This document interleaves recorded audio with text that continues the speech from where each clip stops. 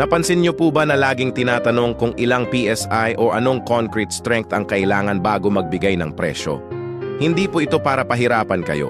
Ang concrete strength o PSI ay mahalaga dahil ito ang basehan kung gaano katibay ang concrete na gagamitin sa inyong project. Iba-iba po ang presyo ng ready-mix concrete depende sa strength na kailangan. Mas mataas ang PSI, mas espesyal ang mix, mas mahal ang raw materials, at mas masinsin ang quality control. Kung hindi po tama ang details ng strength, pwedeng magkaproblema sa presyo, delivery, at mismong performance ng concrete.